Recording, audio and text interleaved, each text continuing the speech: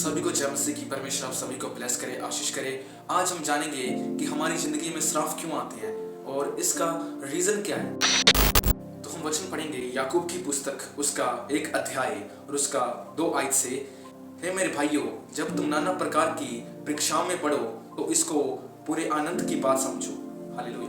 प्रभु के वचन में क्या लिखा है कि जब तुम अलग अलग परीक्षाओं में पढ़ोगे तो इसको क्या करो, आनंद की बात समझो, आनंद खुशी की बात समझो। हालेलुया। क्यों प्रभु कह रहा है, क्या रीजन है इसका?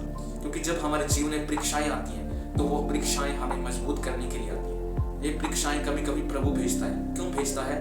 क्योंकि हम उसमें खरा निकल सके और एक योद्धा बन सके। उदाहरण के तौर पर जब एक व्यक्ति का सिलेक्शन किसी जॉब में होता है तो उसको टेस्ट पास करने होते हैं और जब वो टेस्ट में पास हो जाता है तो उसको आगे नौकरी मिल जाती है। इसी प्रकार प्रभु भी हमारी जिंदगी में परीक्षाएं भेजता है ताकि हम क्या हो, मजबूत हो सकें। हालेलुया। और बहुत से व्यक्ति हैं जो परीक्षाओं में स्थिर नहीं रह पाते। क्या रीजन है इसका? रीजन है कि वो हार जाते हैं। इसका रीजन है वो कमजोर होते हैं। पर प्रभु आपके साथ है तो आपको डरने की जरूरत नहीं है। परीक्षाओं में परमेश्वर आपको स्थिर रखेगा। हालेलुया।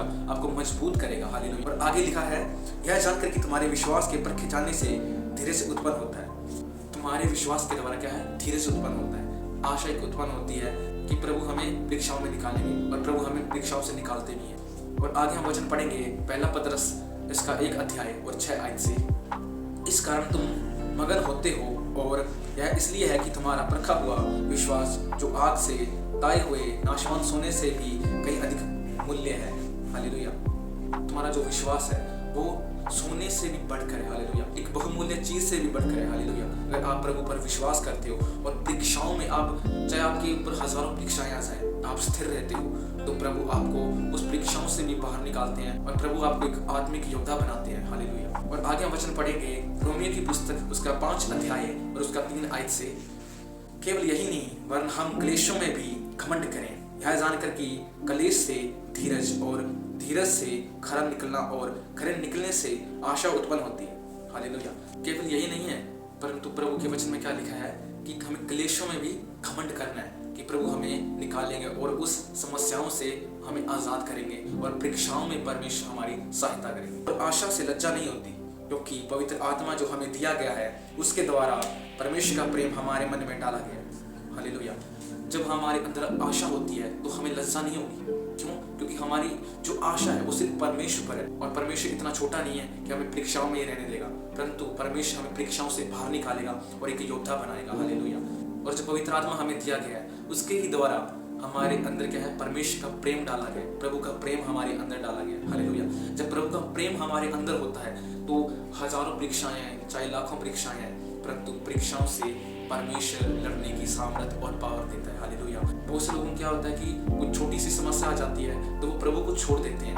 क्यों? इसका रीजन क्या है? क्योंकि उनका जो विश्वास है वो मजबूत नहीं होता, वो कमजोर होते हैं। और जो व्यक्ति परीक्षाओं में स्थिर रहता है और प्रभु पर ही भरोसा रखता है तो उस पर कोई भी समस्या नहीं आएगी, क्योंकि प्रभु उससे लड़ने की सामर्थ देते हैं कि आपने प्रभु पर विश्वास करा है और प्रभु महान परमेश्वर है। हालेलुया। वो कभी भी किसी को लज्जित नहीं होने देते क्योंकि उसका प्रेम बहुत बहुमूल्य है। हालेलुया। और आगे हम वचन पढ़ेंगे 2 कुरिन्थियों 12 अध्याय और उसका 9 आयत से। पर उसने मुझसे कहा, मेरा अनुग्रह तेरे लिए बहुत है क्योंकि मेरी सामर्थ निर्बलताओं में सिद्ध होती है। इसलिए मैं बड़े आनंद से अपनी निर्बलताओं पर घमंड करूंगा कि मसीह की सामर्थ मुझ पर छाया करती रहे। हालेलुया। प्रभु ने क्या कहा कि जो मेरा अनुग्रह है वो तेरे लिए बहुत है। हालेलुया।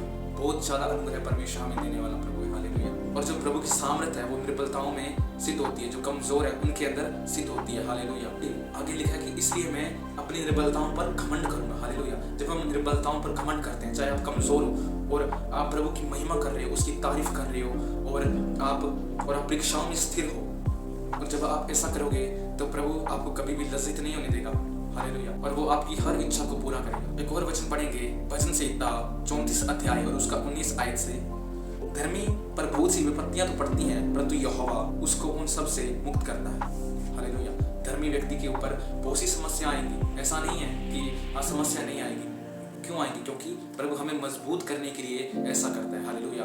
बहुत से लोग हैं जो परीक्षाओं में स्थिर नहीं रहते, पर आपको इन वचनों के द्वारा समझना है कि परीक्षाओं में स्थिर रहना बहुत जरूरी है। हालेलुया। और जब आप ऐसा करते हो तो प्रभु आपको आत्मिक उन्नति में बढ़ाएगा और आप उन परीक्षाओं से भी निकल जाओगे जो परीक्षाएं आपके ऊपर हैं। तो परमेश्वर इन वचनों के द्वारा आप सभी को ब्लेस करे, आशीष करे। तब तक के लिए सभी को जय मसीह की